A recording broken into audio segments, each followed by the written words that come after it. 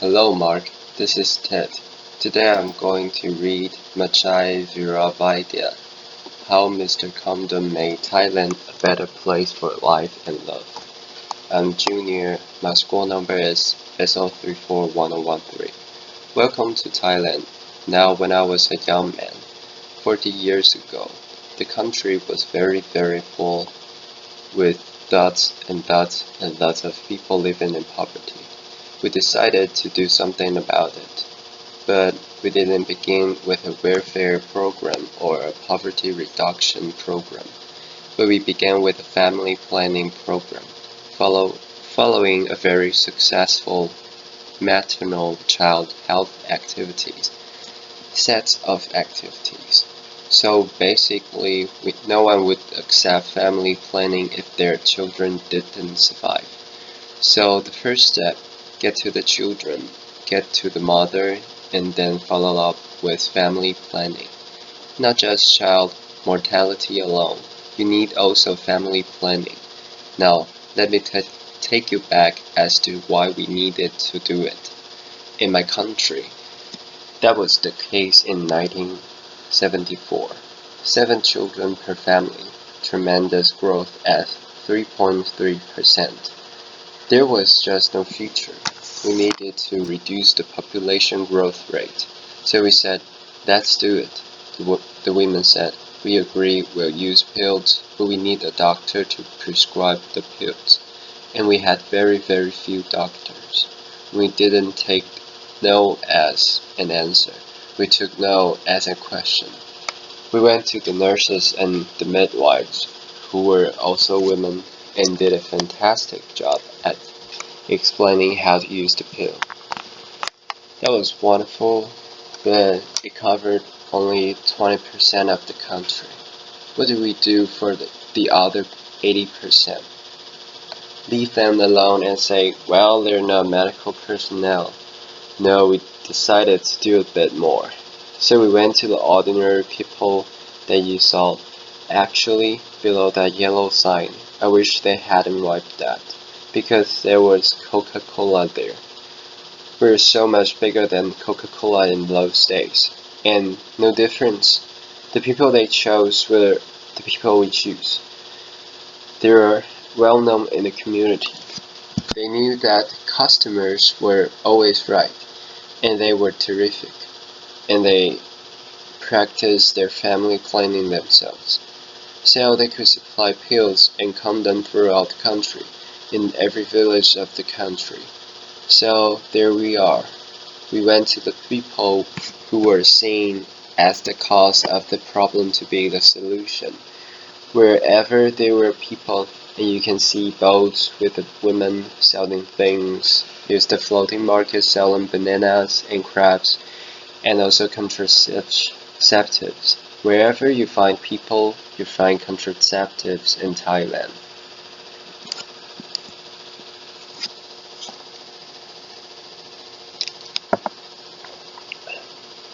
And then we decided, why not get to religion? Because in the Philippines, the Catholic Church was pretty strong, and Thai people were Buddhists. We went to them and they said, look, could you help us? I'm there, the one in blue, not the yellow, holding a bowl of holy water for the monk to sprinkle holy water on pills and condoms for the sanctity of the family. And this picture was sent throughout the country, so some of the monks in the village was doing the same thing themselves, and the women were saying, no wonder we have no side effects, it's been blessed. That was their perception. And then we went to the teachers. You need everybody to be involved in trying to provide whatever it is that makes humanity a better place. So we went to the teacher. Over 250,000 were taught about family planning with a new alphabet. A, B for birth, C for condom, I for IUD, V for vasectomy. And then we had a snakes and a ladder games where you throw dice If you land on anything pro-family planning, you move ahead. Like, mother takes the pill every night. Very good, mother. Move ahead. Uncle buys a condom. Very good, uncle. Move ahead. Uncle gets drunk. Doesn't use condom. Come back. Start again. Laughter. Again, education, class entertainment, and the kids were doing it in school too. We had races with condoms, we had children's condom blowing championship, and before long, the condom was known as the girl's best friend. In Thailand, for poor people, diamonds don't make it, so the condom is girl's best friend. We introduced our first microcredit program in 1975, and the women who organized it said, "We only want to lend to women who practice family planning. If you're pregnant, take care of your pregnancy. If you're not pregnant, you can take a loan out from us." And that was run by them. And after 35 out of 36 years, it's still going on. It's a part of the Village Development Bank. It's not a real bank, but it's a fund, microcredit. And we didn't need a big organization to run it. It was run by the village themselves. And you probably hardly see a Thai man there. It's always women, women, women, women. And then we thought we'd help America, because America's been helping everyone, whether they want help or not. Laughter. And this is on the 4th of July. We decided to provide vasectomy to all men, but in particular, American men to the front of the queue, right up to the ambassador's residence during this, unclear. And the hotel gave us the ballroom for it. Very appropriate room. Laughter. And since it was near lunchtime, they said, "Alright, we'll give you some lunch." Of course, it must be American cola. You get 2 brands, Coke and Pepsi. And then the food is either hamburger or hot dog. And I thought a hot dog would be more symbolic. Laughter. And here is this young man called Willie Baum, who worked for the USAID. Obviously, he's had his vasectomy because his hot dog is half eaten, and he was very happy. It made a lot of news in America and it angered some people also. I said, "Don't worry, come over and I'll do the whole lot of you." Laughter. And what happened in all this thing from 7 children to 1.5 children, population growth rate of 3.3 to 0.5. You could call it the Coca-Cola approach if you like. It was exactly the same thing. I'm not sure whether Coca-Cola followed us or we follow Coca-Cola. But we're good friends, and so that's the case if everyone joined in it.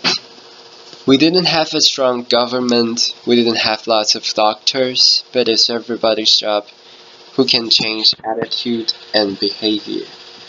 Then AIDS came along and hit Thailand, and we had to stop doing a lot of good things to fight AIDS. But unfortunately, the government was in denial, so our work wasn't affected. So I thought, well, if you can't go to the government, go to the military. So I went to the military and asked to borrow 300 radio stations. They have more than the government, and they've got more guns than the government. So I asked them, could they help us in our fight against HIV? And after I gave them statistics, they said, yes, okay, you can use all the radio stations, television stations, and that's when we went onto the airwaves, and then we got a new prime minister soon after that. And he said, Mechai, could you come and join? He asked me, and because he liked my wife a lot. So I said, okay. He became the chairman of the National AIDS Committee and increased the budget 50-fold.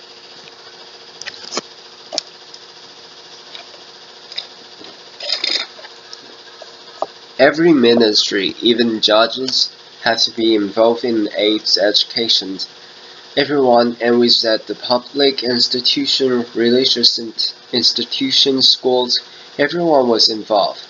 And here, every media person had to be trained for it. And we gave every station half a minute extra for advertising to earn more money. So they were happy with that. And then ads education in those schools, starting from university, and these are high school kids, teaching high school kids. And the best teachers were the girls, not the boys, and they were terrific. And these girls who go around teaching about safe sex and HIV were known as Mother Teresa. And then we went down one more step. These are primary school kids, 3rd, 4th grade, going to every household in the village, every household in the whole of Thailand, giving AIDS information and a condom to every household, given by these young kids. And no parents objected, because we're trying to save lives and this was a lifesaver. And we said everyone needs to be involved. So you have the companies also realize that sick staff don't work and that customers don't buy. So they'll train, and then we have this Captain Condon with his Harvard MBA going to schools and nice spots, and they loved him. You need a symbol of something. In every country, every program, you need a symbol. And this is probably the best thing he's ever done with his MBA. Laughter. And then we gave condom out everywhere on the streets, everywhere. In Texas, you get condoms, and also in traffic, the policemen give you condoms. Our cops and robbers programs.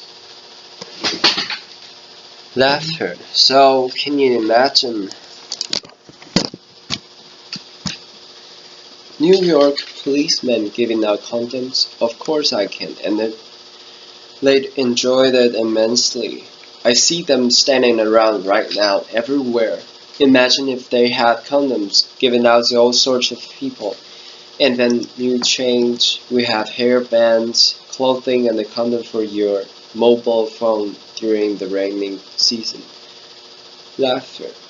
And these were the condoms that were introduced. One says, weapons of mass protection.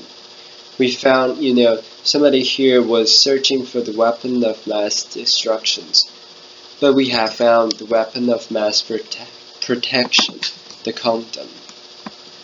And it says here, with the American flag, don't leave home without it. But I have some to give out afterward.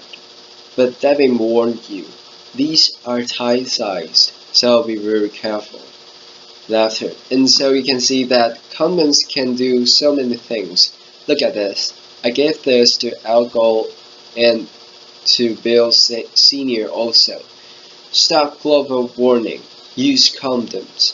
And then this is the picture I mentioned to you. The weapons of mass protection.